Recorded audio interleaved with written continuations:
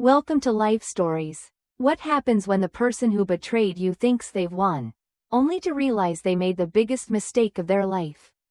Today's story is about Emily, a woman who was abandoned by her husband for someone wealthier, only for him to discover too late that she was far more successful than he ever imagined.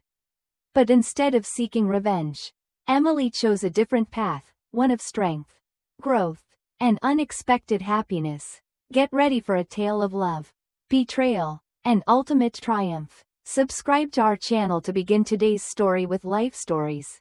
I used to believe that love, once strong and true, could withstand anything, that if two people were committed enough, they could weather any storm together. But I was wrong. Love isn't just about commitment, it's about respect, honesty, and the quiet understanding that holds two souls together even in silence. And in my marriage to Jake, that understanding slowly disappeared, piece by piece, until there was nothing left. When I first met Jake, he was unlike anyone I had ever known. He had an easy charm, a way of making everything feel light and effortless. I was drawn to him because he was the complete opposite of me, while I was structured and careful. He was spontaneous and carefree. It felt like the perfect balance. We married in our late 20s. And for a while, I believed we had everything we needed to be happy. But over time, I began to notice little things. At first, it was just small remarks, offhand comments about how I lived in my father's shadow or how I never really had to work for anything. I brushed them aside, convincing myself that he didn't mean them, that he was just tired from work. Jake had always been proud of his job at the moving company. Even though it was physically exhausting, I admired his dedication, and I made sure never to talk too much about my role in my family's real estate business. I wanted him to feel like we were equals, that my financial background didn't define me. Then, a year into our marriage, everything shifted. One night, as we were getting ready for bed, Jake suddenly brought up the idea of having children. His voice carried an edge of irritation that I hadn't heard before. "It's been a year," he said, watching me in the mirror as I brushed my hair. "Shouldn't we at least be trying by now?" I turned to face him, taken aback. "Of course, I want kids too," I said softly, "but there's no rush, Jake. It'll happen when it happens." His expression darkened. "That's not how it works. Women are most fertile in the first year of marriage. After that, the chances start dropping." I frowned, surprised by his sudden urgency. "Where did you even hear that?"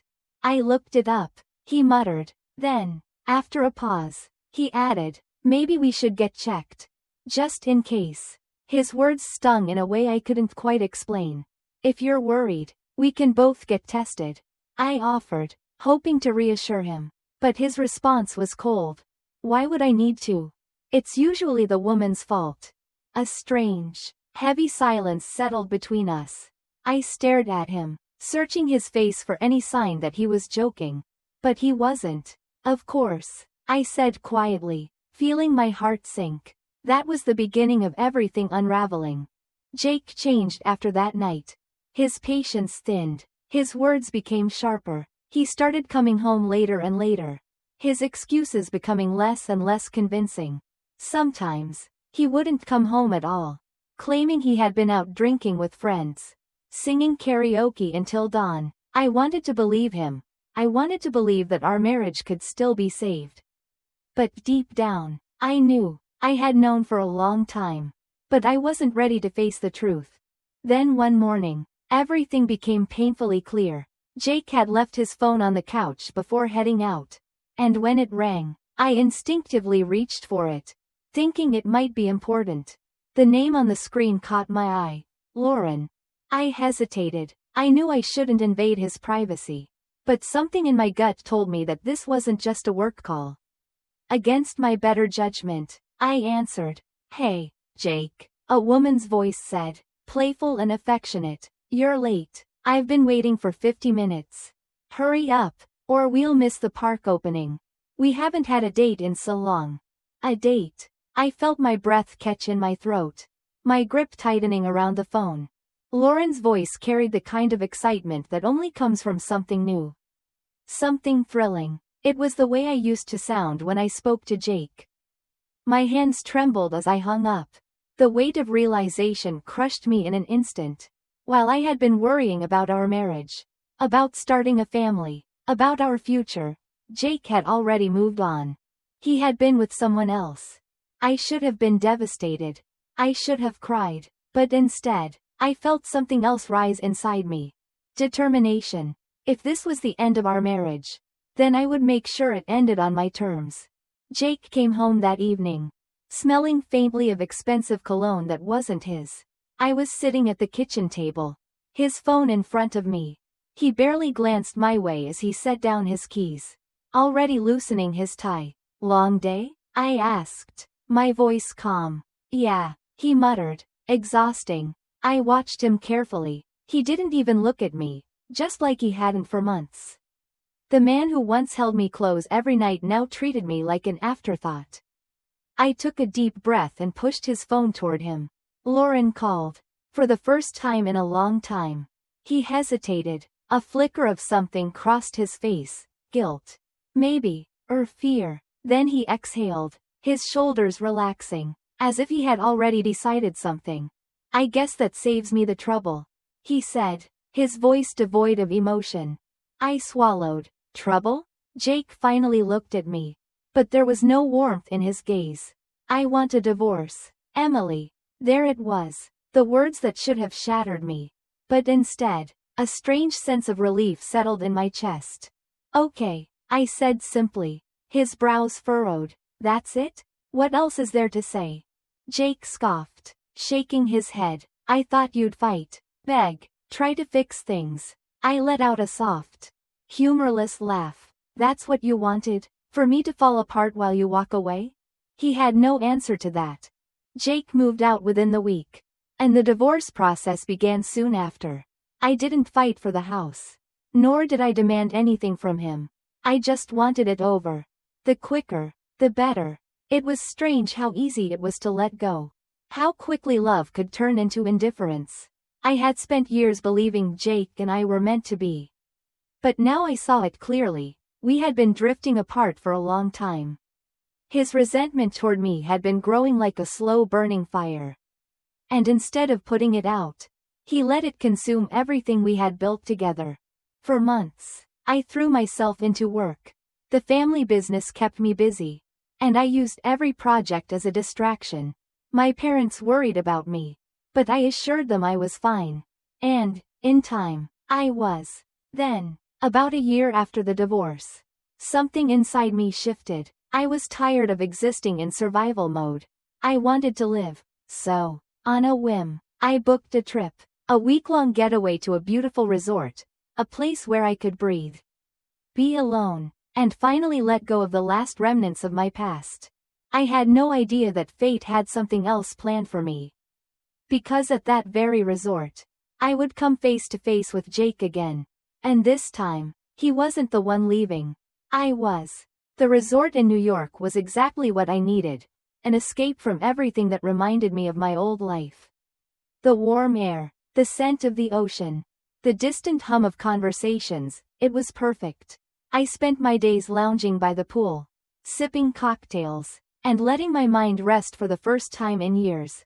Then, on the third evening, fate played its hand. I was walking through the hotel's grand lobby, admiring the towering glass chandeliers, when I heard a familiar laugh.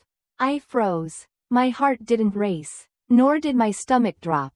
It was just a quiet, almost amused realization. Jake. I turned my head slightly and saw him, standing near the bar, his arm draped around a woman's waist. Lauren. They looked exactly as I had imagined they would, perfectly polished. Him in a tailored suit, her in an elegant dress that screamed wealth. They were laughing with a group of well-dressed people, drinking expensive champagne, as if they had stepped right out of a magazine. I could have turned away. I could have walked past and ignored them. But something inside me, something that had been quiet for too long, urged me forward. I approached casually, my heels clicking against the marble floor. The moment Jake saw me, his laughter cut short, his eyes widened, his grip on Lauren's waist loosening ever so slightly. Emily, he said, his voice uncertain. Lauren turned, her perfect smile faltering as she looked me up and down. She was beautiful, exactly the kind of woman Jake had always admired. The kind who never had to fight for anything, never had to prove herself. Jake, I greeted, my tone light. Small world. His lips parted, but no words came out. It was Lauren who spoke first. And you are? She asked, feigning innocence. I smiled. Oh, I'm sure Jake has mentioned me. I glanced at him. I'm his ex-wife. Lauren's expression twitched, her perfect poise cracking just a little. Oh. Jake cleared his throat. What are you doing here? Vacationing, I said simply. I love this hotel. My family's company owns it. After all. Silence. Jake's face paled. Lauren's brows furrowed. What? She asked, laughing nervously. I tilted my head. You didn't know? Kensington Enterprises leases several properties from us, including this one. I let that sink in before adding. I actually had a meeting about it this morning. I hear the company has been struggling lately. My father and I were discussing whether to renew some contracts. Lauren stiffened. The tension between them was instant. Sharp. I leaned in slightly, my voice soft. I hope that doesn't cause problems. Jake clenched his jaw. Emily. But I was already stepping back. Oh, and one more thing. I said, turning to Lauren with a sweet smile. I got remarried last month. And I'm expecting. Lauren's lips parted in shock. Jake flinched. Take care, Jake, I said, before walking away. For the first time, I was the one leaving him behind. As I walked away from Jake and Lauren, I felt something I hadn't in a long time, peace. There was no lingering pain. No bitterness. No anger. Just a quiet sense of closure. For years, I had wondered if I wasn't enough for Jake. If I had failed in some way. But now I realized the truth. It was never about me. It was about him, his insecurities, his greed, his inability to appreciate what he already had. And now, he had to live with the choices he made. I didn't need revenge. I didn't need to prove anything. The best thing I ever did was walk away and build a life that made me truly happy. Later that evening, as I sat on my private balcony, sipping tea and listening to the distant sound of waves, I placed a hand on my stomach and smiled. My future was no longer tied to the past. I had found love again, not just with someone new, but with myself. And that was the greatest victory of all. Thank you for watching. Don't forget to subscribe to our channel for more inspiring life stories. See you in the next video.